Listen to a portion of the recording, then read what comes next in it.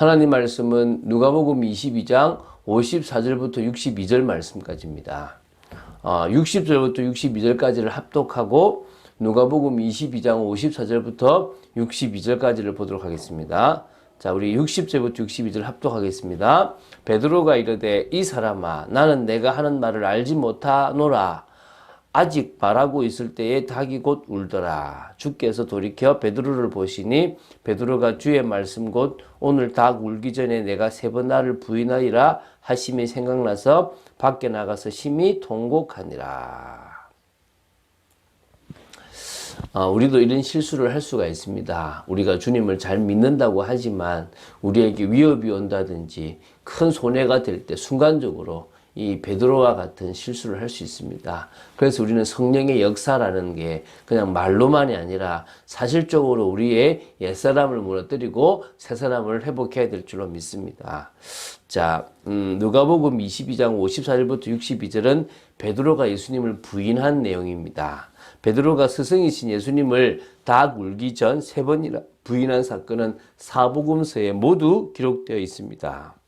베드로가 예수님을 부인한 사건은 요한복음의 기록을 좀 참고해 볼 때 가야바 법정에 오기 전 안나스 법정에서 최초의 부인이 있었을 가능성이 크다고 보시면 되고요. 그리고 마가복음을 보면 베드로는 예수님을 모른다 부인할 정도가 아니라 맹세까지 하고 저주까지 했던 부분이 나옵니다. 그리고 베드로가 자신의 잘못을 닭의 울음소리를 듣고 뉘우쳤다라고 보통 알고 있는데 누가복음에서는 예수님과 시선이 마주침으로 말미암아 뉘우치게 되었다라는 그런 부분도 기록하고 있습니다. 그러니까 예수님의 예고대로 베드로는 3번이나 예수님을 부인했습니다. 이것은 다시 말씀드려 우리의 인생이 숙명적으로 정해져 있기 때문에 우리는 뭐 그대로 가야 된다 이런 개념이 아닙니다. 바로 누구의 선택입니까? 베드로의 선택입니다. 성령의 역사를 체험하지 못한 인간이라면 사단에게 속게 되고 그렇다면 그런 행동을 할 수밖에 없는 것이 우리의 인생입니다. 그래서 우리는 성령의 역사 속에서 새 사람의 비밀을 누려야 합니다. 그럴 때 우리는 과거 사단에게 속는 인생에서 벗어나 하나님이 원하시는 축복된 인생을 살아가게 되고 말씀 속에서 깨어있기만 한다면 응답받는 인생이 되어질 수가 있다는 것입니다. 자, 메시지를 한번 보도록 하겠습니다. 54, 55절을 먼저 보겠습니다. 자, 예수님은 대제사장이 보낸 사람들에 의해서 잡혀서 대제사장의 집에로 끌려갔습니다. 여러분 가야바 안나스 2명의 대제사장이 있는 걸 아시죠? 대강 그냥 그걸까지 이제 복잡하게 보지 않겠습니다.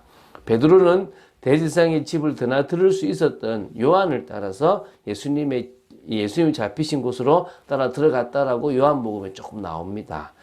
겁이 났기 때문에 멀찍이 따라서 들어가 사람들이 뜰 가운데 불을 피우고 있는 곳에 자기도 아닌 척하고 그냥 불을 쬐고 앉아 있었던 것입니다. 이게 이제 화근이 된 거죠.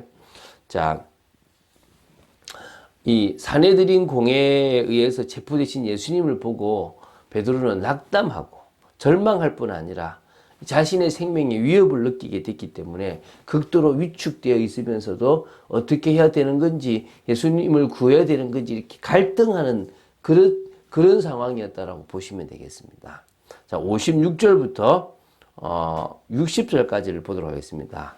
자, 이제 베드로가 예수님을 부인하는 이게 부분인데요. 각 복음서에서 조금씩 차이가 좀 있습니다. 어떤 걸 심하게 했다, 이게 많은데, 공통적인 것은 3번 부인했다는 겁니다. 베드로가 몇 번 부인했다고요? 3번. 3번 딱 부인했다는 것이고, 그 시작이 한 여종의 말로부터 시작됐다는 것이 사실이고요.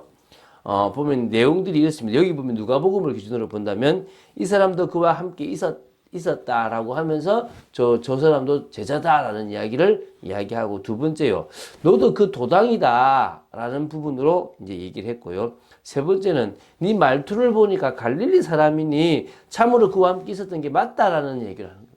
이야기가 진행될수록 베드로 입에서 갈릴리의 그 사투리가 나왔다는 거겠죠.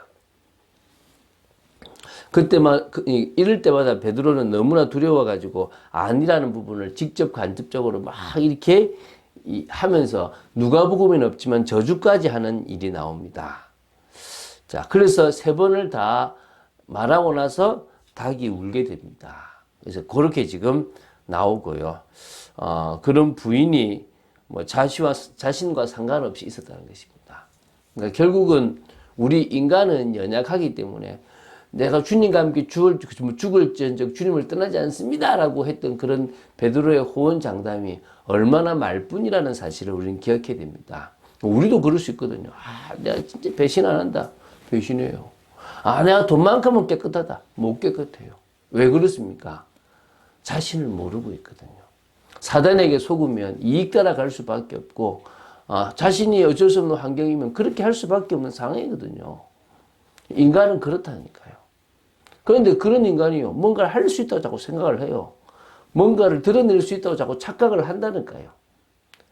여러분, 우리가 얼마나 연약한 존재인지를, 우리는 아무것도 할 수 없는 존재인지를 기억하고 시작해야 됩니다. 그리고 다른 사람들도 그럴 수 있다라고 생각하게 됩니다. 그래서 저는 그런 얘기 하잖아요. 계속 좀 몇 번 얘기했는데, 복음은 남한테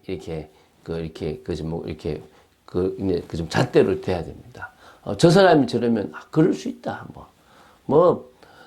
복음 알면 달라지겠지.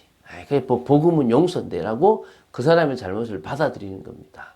근데 율법은 누구한테? 자신한테 하는 거예요. 어떻게 하는 겁니까?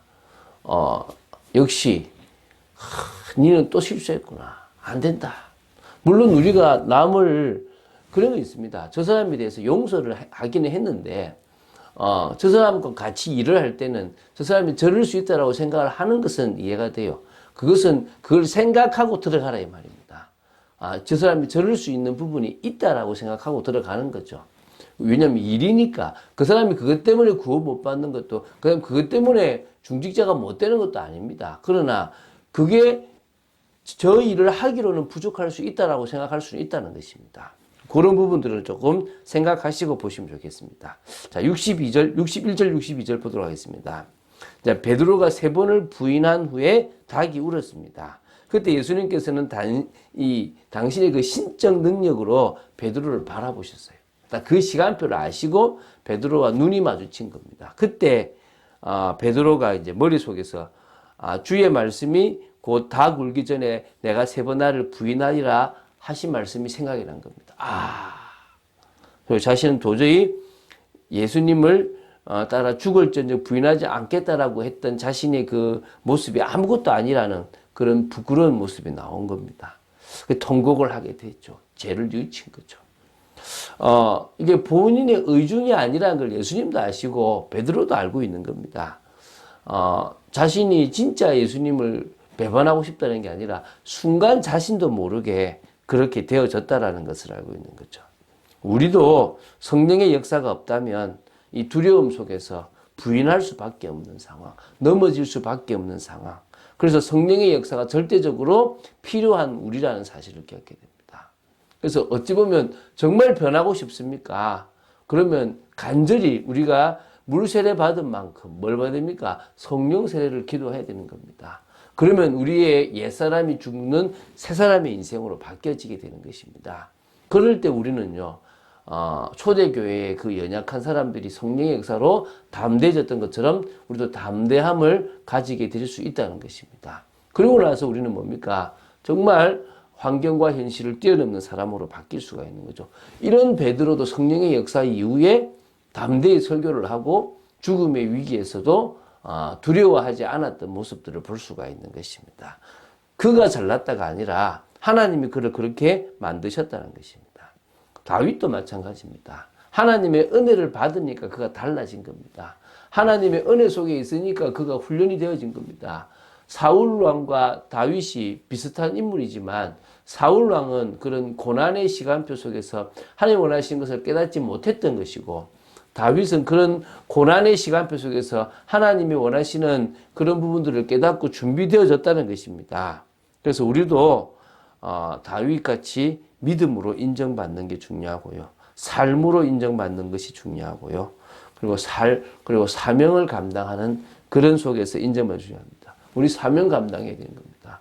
무엇을 먹을까, 무엇을 마실까, 무엇을 입을까가 아닙니다.